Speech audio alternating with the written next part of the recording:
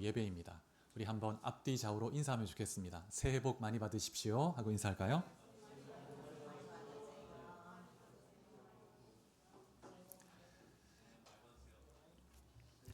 예, 오늘 사무엘상 1장 말씀을 가지고 나의 고통이 하나님의 고통과 만날 때라는 제목으로 말씀을 나눌 때 하나님 은혜가 여러분 안에 가득하시기를 축복합니다. 살아가다 보면 때로 우리가 아무리 기도해도 열리지 않는 문처럼 느껴지는 그런 고통의 시간을 경험할 때가 있습니다. 이 고통이 지속되면 황폐함을 경험하게 됩니다.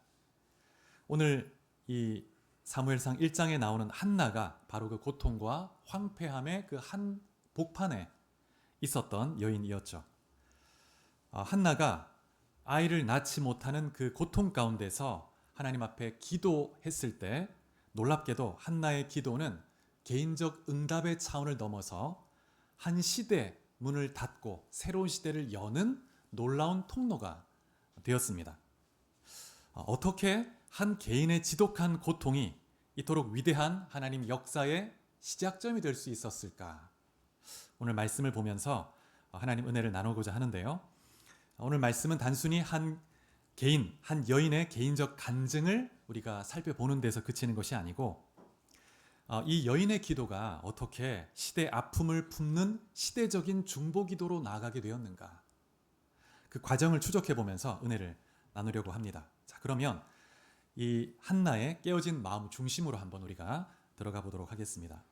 1절에 보면 이 한나의 남편의 이름이 소개되는데 엘가나라는 이름이 언급이 되는데 그의 족보가 4대까지 언급이 되고 있습니다. 그러면서 이 엘가나가 에브라임 사람이라고 소개하고 있죠. 그런데 사실 역대상 6장을 보면 그 이스라엘 백성들의 족보가 쭉 나오는데 레위 지파의 족보 가운데 이 엘가나의 이름이 등장합니다. 그래서 엘가나는 레위 지파였고 고핫 자손의 그 자손의 후손이었죠. 그런데 이 사무엘 상에서는 이 엘가나를 에브라임 사람이라고 칭하고 있습니다. 우리가 어떻게 이해해야 될까요? 이것은 엘가나가 레위 지파로서 에브라임 땅에 살고 있는 사람이다라는 뜻으로 이해하면 됩니다. 예수님께서도 태어난 곳은 베들레헴이었지만 자라신 곳이 나사렛이었죠. 그래서 나사렛 사람이다 이렇게 불림을 받았습니다. 그런 것처럼 이 엘가나도 레위 지파이지만 이 에브라임 땅에 사는 그곳에서 정착해서 살았던 사람이었기 때문에 에브라임 사람이다 이렇게 언급하고 있는 것이죠. 그런데 이 엘가나에게 아내가 둘이 있었다고 말하고 있습니다. 레위인, 제사장, 레위인 그런 위치에 있는데 아내가 둘이 있었다는 것은 그 시대의 영적인 어두움을 반영해 주는 것입니다. 레위인조차도 아내를 둘이나 얻을 만큼 이렇게 도덕적, 이 하나님의 율법적 관점이 좀 해이해져 있는 그런 시대인 것이죠. 근데 이 말씀을 보면 두 아내의 이름이 언급되는데 한나 이름이 먼저 언급이 되죠. 이런 것을 보면 한나가 첫 번째 아내였던 것 같습니다. 그런데 한나가 아이를 갖지 못했기 때문에 당시 관례에 따라서 이 엘가나가 두 번째 아내를 얻었던 것입니다. 두 번째 아내 이름이 브닌나죠. 근데 브닌나는 자식을 얻었습니다. 근데 한 남자에게 아내가 둘이 있는데 한 여자는 아들을 얻고 한 여자는 자식이 없습니다. 어떻겠습니까? 이 관계가. 굉장히 어려운 관계가 생기겠죠. 갈등이 일어나겠죠. 당시에는 이 자녀라는 것이 오늘날과는 비교할 수 없을 만큼 이 자녀는 신의 축복이고 자랑이고 권세였습니다. 또 보호막 같은 그런 존재였죠. 자녀가 없는 것은 신의 징계로 여겨졌습니다. 이러한 고대 시대에 불임이라는 것은 한 여인의 인생에 가장 수치스럽고 가장 고통스러운 그런 저주 가운데 하나였습니다. 창세기 보면 야곱의 아내 그 레아와 라헬도 그런 동일한 갈등이 있었는데 레아, 이 야곱이 사랑한 여인은 라헬이었는데 근데 이 레아에게는 아이가 계속 나오는데 넷이나 낳고 또 그 다음에 이 레아의 여종과 라헬의 여종도 아이를 낳는데 정작 야곱이 사랑한 라헬은 자식이 없었습니다. 그래서 창세기 30장 1절에 보면 라헬이 야곱에게 뭐라고 하냐면 이렇게 말을 하는 것을 볼 수가 있습니다. 라헬이 자기가 야곱에게서 아들을 낳지 못함을 보고 그의 언니를 시기하여 야곱에게 이르되 내게 자식을 낳게 하라. 그렇지 아니하면 내가 죽겠노라. 당장 내게 아이를 낳게 하라고, 아니면 내가 죽어버리겠다고. 그런 이야기를 할 정도로 라헬이 정말 고통 가운데 있었던 것을 볼 수 있습니다. 그래서 오늘 본문의 한나도 이런 자녀가 없는 고통 가운데서 정말 괴로워하고 있었죠. 그래서 자녀가 없는 것도 수치이고 고통스러운데, 근데 두 번째 아내인 이 브닌나가 한나를 격분하게 했다고 말하고 있습니다. 1장의 6절과 7절을 보시면 브닌나가 한나를 격분했다 하는 이 단어가 두 번이나 반복해서 쓰입니다. 그리고 6절에 보면 이렇게 말하죠. 그의 적수인 브닌나가 그를 심히 격분하게 하여 괴롭게 하였다. 그래서 브닌나를 적이라고 표현합니다. 적이죠. 그리고 한나를 격분하게 해서 괴롭게 했다고 말하는데, 이 괴롭게 하다는 이 단어는 어떤 뜻이냐면 노하게 한다, 으르렁거리다, 소리 지르다, 천둥치다. 그러니까 한나로 하여금 괴롭게 했다는 것은 한나가 막 정말 소리를 막 지를 정도로 고통 가운데 미칠 지경이 만들게끔 그렇게 격분하게 했다는 거예요. 아마 조롱하고 막 무시하고 했겠죠. 그래서 한나가 죽고 싶은 그런 심정이었을 겁니다. 그래서 한나는 단순한 고통을 넘어서 정말 황폐함을 경험하는, 그래서 모든 사람으로부터 손가락질을 당하면서 특별히 이 브닌나에게 조롱을 받고 무시당하고. 그래서 7절에 보니까 한나가 울고 먹지 아니했다고 말합니다. 먹고 싶지가 않아요. 아무것도 먹고 싶지 않고 그냥 죽고 싶은 마음밖에 없는 거죠. 그러니까 엘가나 남편이 8절에서 이렇게 말합니다. 한나여, 어찌하여 울며 먹지 않느냐? 어찌하여 슬퍼하냐? 내가 그대에게 10 아들보다 낫지 아니하냐? 이 남편 엘가나가 한나를 향한 마음이 지극합니다. 그런데 말은 말은 멋지죠. 그런데 정말 한나를 사랑했다면 둘째 부인을 들이지 말았어야죠. 그런데 당시의 관습에 따라서 두 번째 아내를 얻어서 자식을 가지려고 했던 것이죠. 아브라함도 그 삶을 보면 아내 사라가 아들을 낳지 못해서 오랫동안 고통 가운데 있었습니다. 그래서 당시의 관습에 따라서 아브라함도 다른 첩을 들여서, 여종을 들여서 아이를 낳았던 것을 볼 수가 있습니다. 야곱도 그랬죠. 야곱도. 엘가나도 그 당시의 관습에 따라서 그렇게 했던 것입니다. 이것이 너무나 일반적 관습이었기 때문에 율법에도 이것과 관련된 어떤 계명이 있을 정도로 당시에 일반적 관습이었습니다. 이것이 관습이었다고 해서 그냥 그렇게 일반적으로 해도 되는 것일까요? 이삭은 어떻게 했는가? 우리 창세기 25장 21절을 찾아보시겠습니다. 창세기 25장 21절.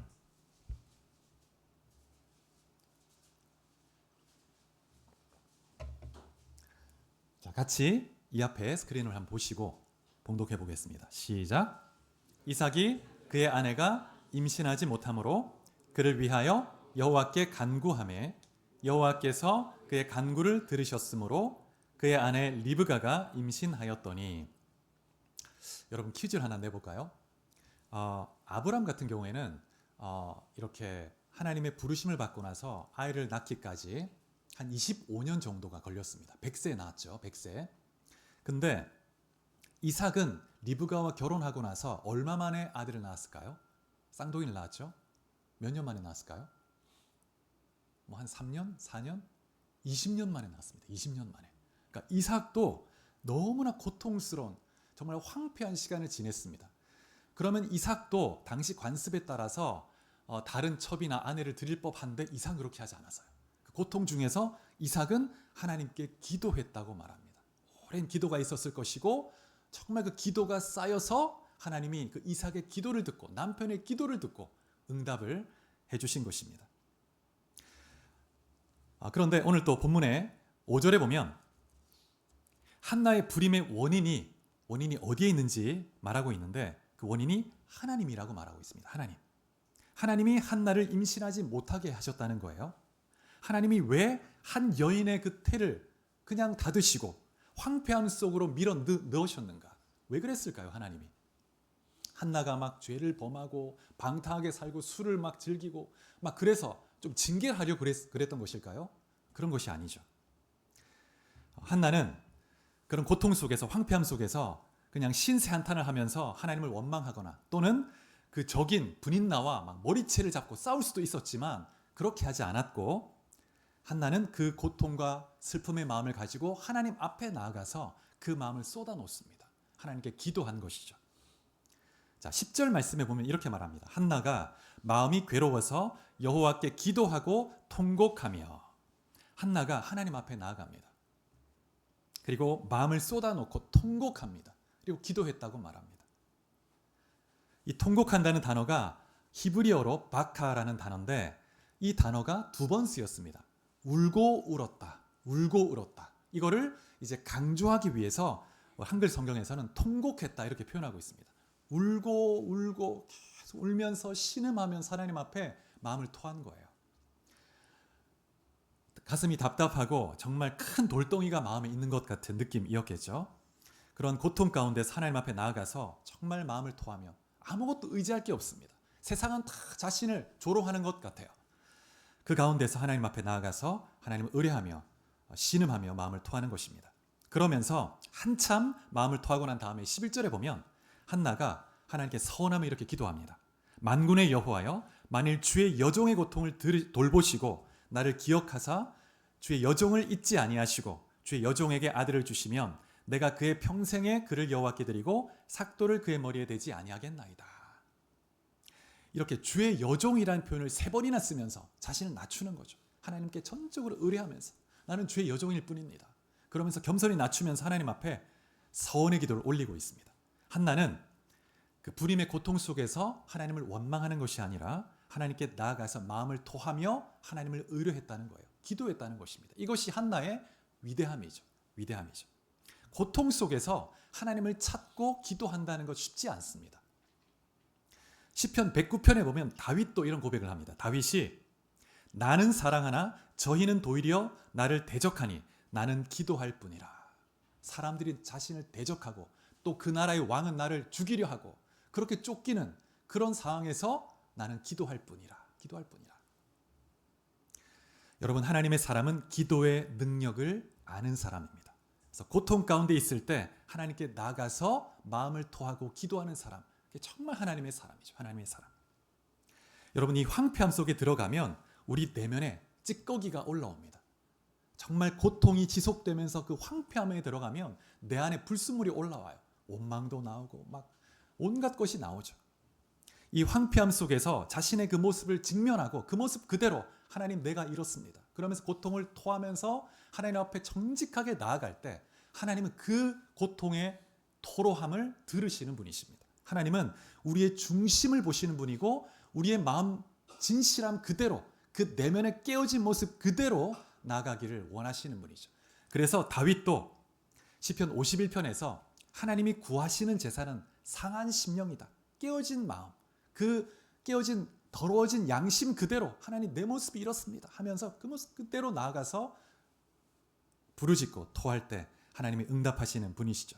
하나님은 우리가 황폐함 속에서 진실하게 마음을 토하며 아래에 있는 기도를 절대 외면하지 않고 응답하는 분이시죠. 12절에 보면 한나가 여호와 앞에서 오래 기도했다고 말하고 있습니다. 아마도 한나는 이 제사장이 성전 그 한쪽에 이렇게 앉아 있었다는 것을 몰랐던 것 같습니다.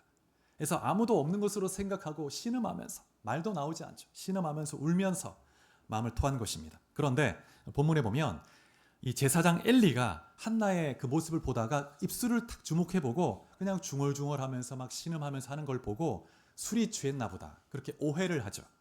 그래서 뭐라고 하냐면 책망하면서 술을 끊으라고 말합니다. 술을 끊으라고. 엘리는 여호와의 언약궤를 맡은 당시 최고의 제사장이었고 사사이기도 했습니다. 그런데 영적으로 분별이 없죠. 지금 여인의 고통을 분별하지 못합니다. 정말 하나님의 사람이라면 그 여인의 고통을 딱 꿰뚫어보고 무엇을 필요로 하는지 먼저 딱 이렇게 기도해 주어야 하는데 지금 오해하고 있는 거예요. 그래서 겉모습만 보고 있습니다. 그래서 14절에 보면 엘리가 한 말이 이런 말이죠. 너가 언제까지 취해 있겠느냐. 포도주를 끊으라. 그래서 15절에 보면 한나가 이렇게 말합니다. 나는 술 취한 것이 아니고 하나님 앞에 제 심정을 통한 것뿐입니다. 이렇게 호소하는 걸 볼 수가 있습니다. 그러자 이제 그때서 이제 엘리가 깨닫고 아내가 오해했구나. 그러면서 17절 보면 축복합니다. 평안히 가라. 이스라엘의 하나님이 너가 기도하여 구한 것을 허락하시기를 원하노라. 이렇게 축복하는 것을 볼 수가 있습니다. 그런데 이런 말을 듣고 나서 한나가 오랫동안 신음하고 울고 통곡했던 그 한나가 어떤 생각에서였는지 갑자기 얼굴이 밝게 변합니다. 그 제사장의 축복의 말을 그냥 탁 받아들이고 믿고 얼굴이 빛이 나는 거예요. 근심이 사라졌습니다. 사실 이 엘리를 생각해 보면 엘리는 정말 분별이 없죠. 그리고 자녀 교육에도 실패한 그런 제사장이죠. 그리고 자신을 오해하고 있습니다. 그러면 그냥 무시할 법도 한데 한나는 그렇게 하지 않습니다. 한나는 그 제사장이란 질그릇을 넘어서 하나님을 보는 거예요. 그리고 하나님은 여전히 이 질그릇 같은 이 직분을 사용하고 계신 것을 볼 수가 있습니다. 하나님이 한나의 기도를 들으시고 제사장을 통해서 하나님이 축복의 말을 하게 하시고 응답해 주신 것을 볼 수가 있습니다. 여기까지가 오늘 본문의 내용입니다. 오늘 본문을 보면 우리가 여러 가지 영적 교훈을 얻을 수 있는데 두 가지만을 좀 살펴보고 싶습니다. 첫 번째는 오늘 본문의 구조를 좀 살펴보면 이 구조 자체가 아주 중요한 메시지를 줍니다. 1장을 보면 4절부터 8절까지는 한나의 고통을 묘사해주고 있습니다. 그리고 9절부터 16절까지는 한나가 하나님께 나아가서 기도하고 간구하는 내용이 있습니다. 그리고 17절부터 28절까지는 하나님이 한나의 기도를 들으시고 응답하시는 장면을 볼 수가 있는 것이죠. 그래서 이 구조를 보면 고통 중에 있는 한 여인이 하나님께 나와서 마음을 토하고 기도했을 때 제사장의 축복을 또 받고 믿음을 가졌죠. 기도하고 믿었습니다. 그 이후에 하나님이 기도에 응답하시고 아들을 주셨다는 거예요. 고통에 있었는데 하나님께 나가 기도했고 하나님이 생각하시고 응답하셨다는 겁니다. 이런 구조를 볼 수가 있습니다. 여러분, 하나님은 그 자녀가 고통 중에 있을 때 부르짖는 기도를 반드시 들으신다는 것을 믿으시기 바랍니다. 오늘 본문에 보면 한나가 하나님께 기도할 때 뭐라고 하냐면 나를 기억하사 나를 잊지 않으시고 아들을 주시면 이 아들을 하나님께 드리겠습니다. 이렇게 기도하고 있습니다. 근데 19절에 보면 하나님이 한나를 생각하사 아들을 주셨다고 말하고 있습니다. 이 기억하다는 단어와 생각하다는 단어가 같은 단어입니다. 히브리어로 자카르라는 단어인데 이 기억한다, 생각한다는 단어는 하나님이 당신의 백성과 맺은 언약 관계 안에서 주로 사용이 됩니다. 언약 관계를 기억한다는 거예요. 하나님이 기억하신다는 것은 그 언약 관계를 재확인하고 그 관계에 따르는 책임을 다하시겠다고 말하는 것입니다. 그래서 내가 너와의 관계 또 너와의 약속을 잊지 않았고 지금 너의 삶에 구체적으로 개입하겠다. 그런 사랑의 확증 같은 것입니다. 여러분, 우리는 예수 그리스도를 믿고 하나님의 자녀가 되었습니다. 우리는 죄를 사함받고 하나님의 자녀가 되었죠. 우리는 예수의 피로 하나님과 언약을 맺은 하나님의 언약 백성인 줄 믿으시기 바랍니다.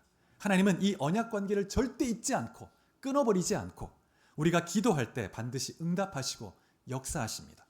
여러분, 이 믿음을 가지고 2026년 가운데 더 하나님 앞에 나아가서 마음을 토하고 기도하고 하나님의 응답을 체험하는 그런 간증의 삶이 될 수 있기를 축복합니다. 특별히 하나님은 그 자녀가 고통 중에 있을 때 아픔 속에 있을 때 그 자녀가 울고 고통하는 것을 부모는 견딜 수 없죠. 하나님도 마찬가지십니다. 하나님 반드시 응답하시고 역사하시는 분이십니다. 자, 우리 출애굽기 2장 24절 25절 말씀을 한번 보시겠습니다. 출애굽기 2장 24, 25절.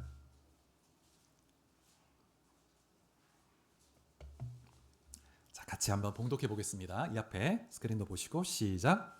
하나님이 그들의 고통 소리를 들으시고 하나님이 아브라함과 이삭과 야곱에게 세운 그의 언약을 기억하사 하나님이 이스라엘 자손을 돌보셨고 하나님이 그들을 기억하셨더라. 이스라엘 백성들이 애굽의 압제 속에서 노예로 고통하고 있을 때 그때 하나님 앞에 부르짖었다는 거예요. 근데 하나님이 아브라함과 이삭과 야곱에게 했던 그 언약을 기억하시고 그리고 모세를 준비하시고 모세를 보내서 이스라엘을 애굽에서 인도해 내셨다고 말하고 있습니다. 그래서 이스라엘 백성들의 그 고통 속에 부르짖는 기도를 통해서 하나님의 구원의 역사를 이루어가는 것을 볼 수가 있습니다. 창세기 30장 22절에 보면 또 이렇게 말씀합니다. 하나님이 라헬을 생각하신지라. 라헬이 아이를 갖지 못하고 고통 중에 있을 때 하나님이 라헬을 생각합니다. 그리고 그녀에게 소원대로 태를 열어주시는 것을 볼 수가 있습니다. 그래서 이 라헬의 태를 여신 하나님은 단순히 한 개인의 그런 기도에 응답하시는 차원이 아니라 이 과정을 통해서 이제 이스라엘이라는 민족을 세워가는 구속의 과정을 이루어 가십니다. 그래서 하나님은 그 백성이 깊은 고통 속에 있을 때 그 고통을 하나님의 놀라운 계획과 원대한 비전을 이루어가는 그 과정으로 도구로 쓰신다는 거예요. 특별히 하나님이 한나의 기도에 응답하신 것도 사사시대라는 이 영적 암흑기를 끝내고 이제 새로운 시대를 열고자 하시는데, 이 사무엘상이라는 이 책이 다윗이라는 인물이 주로 이제 주인공이지 않습니까? 그러면 다윗이라는 인물에 대한 어떤 태어난 그런 과정을 쭉 아주 멋지게 소개할 수도 있는데, 그렇게 하지 않고 비천한 한 여인의 고통의 부르짖음으로부터 시작합니다. 마치 정말 이 해산의 고통을 막 신음하면서 마침내 아이를 딱 놓는 것처럼 그 신음하는 여인의 고통의 기도를 통해서 하나님이 시대를 열어가는 거예요. 그래서 한나의 기도를 통해서 하나님은 응답하심으로 사무엘을 보내주시고 그 다음에 새로운 영적 부흥의 시대, 새로운 다윗과 솔로몬의 부흥의 시대를 열어주신 것을 볼 수가 있습니다. 사랑하는 여러분, 하나님은 여러분의 고통을 아십니다. 그리고 여러분의 기도를 들으시고 여러분이 믿음으로 간구할 때 여러분의 기도를 통해서 여러분의 기도만 응답하는 것이 아니라 여러분의 기도를 통해서 가정과 교회와 이 땅에 놀라운 하나님의 비전을 이루어 가신다는 것을 믿으시기 바랍니다. 자, 그런데 오늘 본문은 고통 중에 하나님께 부르짖으면 하나님이 응답하신다고 하는 이 교훈만을 전해주지 않고 그 이상의 의미가 있습니다. 저는 이 본문을 볼 때마다 항상 질문이 있는데, 한나의 상황이 전혀 변한 것이 없습니다. 그렇지 않습니까? 전혀 변한 것이 없는데, 근데 자신을 술 주정뱅이로 오해한 그 엘리 제사장의 말을 어떻게 그렇게 긍정적으로 딱 믿을 수 있었는가 하는 것입니다. 전혀 변한 게 없어요. 통곡하고 신음하면서 기도하고 나서 제사장이 한 말, 그 말 한마디를 듣고 얼굴에 근심이 다 사라지고 빛이 쫙 나는 거예요. 여러분, 이것은 한나가 막 그냥 긍정적인 그런 여인이었기 때문이 아니고 기도의 자리에서 이미 특별한 변화를 경험한 겁니다. 그래서 기도의 자리에서 이미 영적 돌파가 일어난 거예요. 기도 자리에서. 돌파가 일어난 이후에 지금 뭔가 자유함이 일어났습니다. 그래서 이 제사장의 말을 그대로 믿을 수 있는 그런 마음의 변화가 있었던 것이죠. 어떤 변화가 있었는가? 우리가 이 한나가 기도할 때 어떤 변화가 있었는지 알기 위해서 한나가 했던 서원을 좀 살펴볼 필요가 있는데, 이 한나의 서원을 보면 자세히 보면 좀 독특한 면이 있습니다. 일반적이지가 않아요. 일반적인 서원은 대개 어떻게 하냐면, 하나님 제게 이것을 주시면 제가 요것을 드리겠습니다. 하나님 제가 이것을 드릴 테니까 하나님 이것을 주세요. 이렇게 하나님 앞에 기도하는 거죠. 이것을 우리가 부정적으로만 볼 것이 아니고 우리가 의뢰할 분이 하나님밖에 없고 나의 이 인생의 고통 속에서 헤쳐나갈 분은 하나님밖에 없으니 하나님께 매달리는 거예요. 하나님은 이러한 서원의 방식을 허락하신 겁니다. 근데 좀 일반적이진 않습니다. 한나의 기도가. 왜냐하면 지금 불임의 고통 속에서 아들을 달라고 기도하는데 놀랍게 그녀는 그 아들을 다시 주님께 드리겠다는 겁니다. 그 아들을 구하고 있는데 그 아들을 다시 드리겠다는 거예요. 하나님 앞에.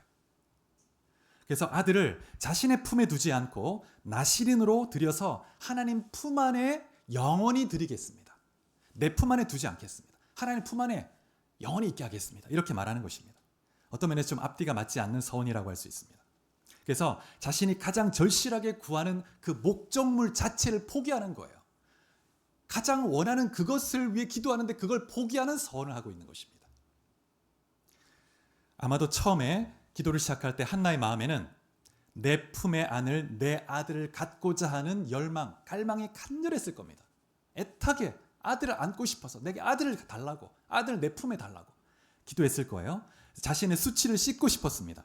그런데 한참 기도가 진행되고 나서 한나의 기도는 자신을 위한 아들이 아니라 하나님을 위한 아들을 달라고 기도하고 있는 거예요. 이 아들을 하나님의 아들로 드리겠습니다.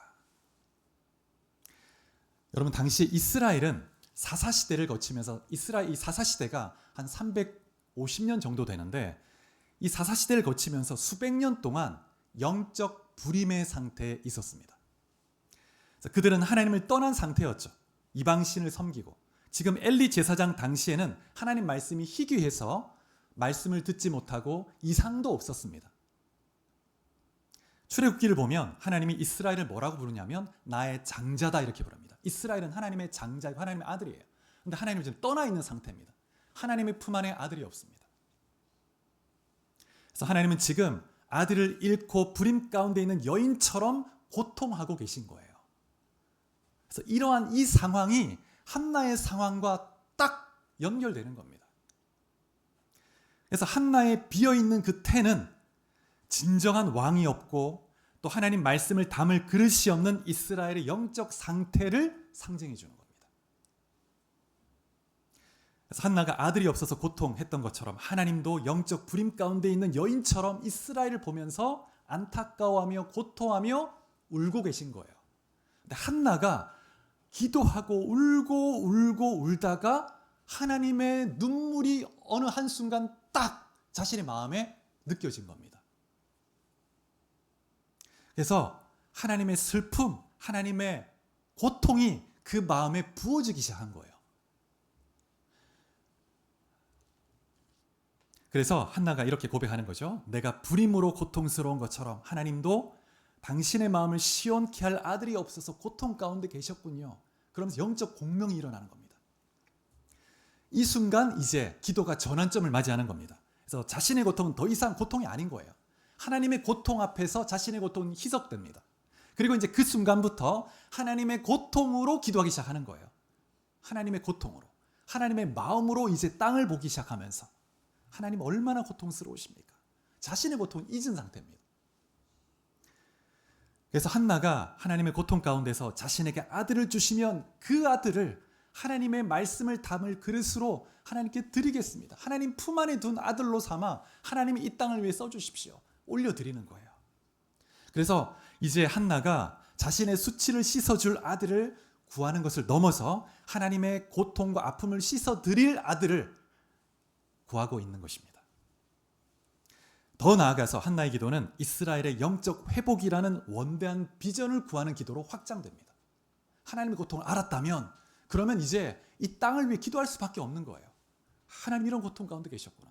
지난 수백 년 동안 이 민족이 하나님을 떠나 있었는데 하나님은 잃어버린 아들, 영적 불임의 상태에 있는 그런 여인처럼 고통하고 계시구나. 하나님 이 땅을 회복해 주십시오. 한나는 이런 기도로 나아갔던 것입니다. 우리가 그것을 확인할 수 있는 것은 2장에 보면 한나의 기도를 볼 수 있는데 그 기도의 마지막 부분을 보면 한나가 무슨 기도를 하냐면 이스라엘에 세우실 왕과 기름 부음 받을 자를 위해서 기도합니다. 왕을 위해서 기도하고 있습니다. 여러분 당시 이스라엘은 왕이 있었나요? 왕이 없었어요. 왕이. 근데 왕이 있기도 전에 한나가 지금 왕을 위해 기도하고 기름 부음 받은 자를 위해 기도하고 있습니다.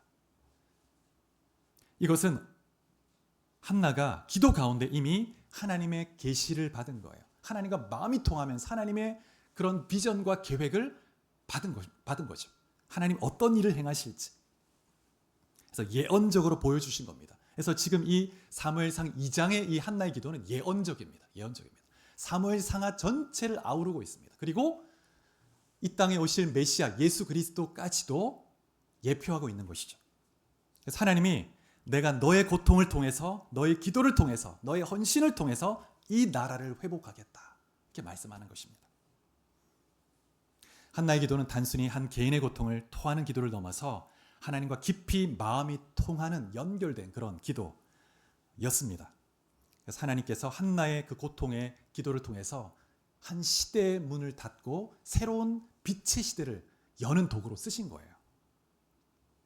그래서 한나가 제사장 엘리의 축복의 말을 들었을 때 즉시 믿고 모든 근심이 다 사라진 이유가 있다면 이미 기도 중에 돌파가 일어났고 소유권의 이전이 일어났습니다. 하나님 아들을 구하는데 이 아들은 자신의 아들로 달라는 게 아니고 하나님의 아들이라는 거예요. 하나님께 드리겠다는 거예요. 믿음이 생기죠. 막. 그래서 그 아들을 내가 소유하려고 하면서 기도했을 때는 불안합니다. 하나님 주실까? 주지 않으실까? 그런데 하나님 앞에 하나님의 목적에 내어드리는 순간 자유함이 있는 겁니다. 여러분, 내 편에서 아무리 마음을 토하며 눈물을 흘린다고 해서 그것이 꼭 바른 기도가 아닐 수 있습니다. 또 내가 원하는 것을 간절하게 절박하게 부르짖는다고 해서 하나님이 기뻐하는 기도가 아닐 수도 있습니다. 그냥 내 분함 속에서 막 내가 눈물을 흘릴 수도 있는 거예요. 내 욕심에 사로잡혀서 막 부르짖을 수도 있는 거예요. 정말 중요한 것은 내가 기도할 때 하나님과 마음이 통해야 되는 거죠. 연결돼야 합니다. 하나님 이런 마음이셨군요. 그럴 때 우리 기도가 변화됩니다. 기도의 제목이 바뀝니다. 그리고 하나님 마음을 알아갈 때 우리 기도가 깊어지고 우리의 삶에 무한한 하나님의 생명 역사의 도구로 쓰임받을 수 있게 되는 것이죠. 한나가 고통 가운데 신음하면서 아들을 기다리는 그 모습은 이스라엘이 거룩한 열매를 맺기를 바라시는, 그러면 기다리시는 하나님 아버지의 마음을 그대로 보여주고 있는 것입니다. 그런 면에서 한나의 기도는 영적으로 침체한 이스라엘의 새 시대를 열어준 통로가 된 것이죠. 여러분, 사탄은 고통스러운 상황을 우리가 만나게 되면 우리를 공격합니다. 기회로 삼습니다. 거 봐라, 하나님은 너를 사랑하지 않는다. 온갖 공격으로 우리의 마음에 쓴뿌리가 막 생기도록 사단은 막 참소하고 공격하고 조롱합니다. 근데 하나님은 오히려 이 고통을 통해서 하나님 자신을 더 깊이 있게 계시하십니다. 그리고 우리를 정결하게 하시고 하나님의 놀라운 뜻과 비전을 이루는 도구로 쓰신다는 거예요. 여러분, 한 분 한 분이 그러한 하나님의 기도의 도구로 다 쓰임받을 수 있길 축복합니다.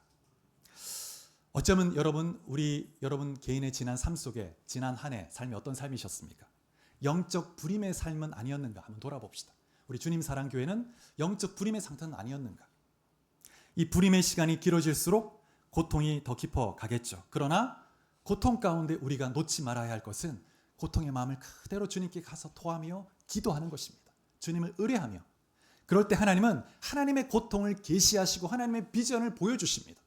그리고 그 고통의 기도를 통해서 하나님의 놀라운 뜻을 이루는 것이죠. 여러분, 그동안 영적 열매를 맺지 못하는 영적 불임이었다면, 고통이 있었고 절망이 있었다면 2026년 가운데 하나님의 응답과 하나님을 더 깊이 알아가고 하나님의 원대한 비전을 깨닫고 더 깊이 기도하는 그런 기도의 용사로, 또 응답받는 간증의 주인공으로 다 설 수 있기를 축복합니다. 한나가 아들을 평생 나시린으로 서원해 드린 것처럼 우리도 하나님 앞에 우리 자신을 드리며 기도하며 나갈 때 하나님께서 우리를 주의 도구로 쓰실 줄 믿습니다. 말씀을 맺겠습니다. 하나님께서 찾으시는 교회와 성도는 어떤 모습인가? 첫 번째, 통곡이들을 진실하게 드리는 그런 성도, 통곡의 마음을 우리 모습 그대로 올려드리는 그런 기도로 하나님 앞에 나아갈 때 하나님은 우리를 통해서 역사하십니다. 두 번째, 나시린적 헌신을 드리는 성도, 그런 교회. 그래서 하나님 우리를 주의 도구로 써주십시오. 우리가 가진 시간, 재능, 재정, 하나님 이 모든 것을 주님께 올려드리겠습니다. 주님을 위해서 쓰겠습니다. 그럴 때 하나님께서 역사하시는 것입니다. 또 세 번째, 역전의 하나님을 신뢰하는 믿음을 가질 때 하나님은 반드시 역사하십니다. 믿음을 가지고 기도할 때 이 산이 들려서 바다에 던져져라 해도 그대로 된다고 말씀했습니다. 그런 믿음의 사람이 되어서 올 한 해 가운데 하나님이 행하시는 놀라운 역사를 체험하는 여러분과 제가 우리 주님 사랑교회가 될 수 있기를 주의 이름으로 축복합니다. 우리 같이 기도할까요? 우리 말씀을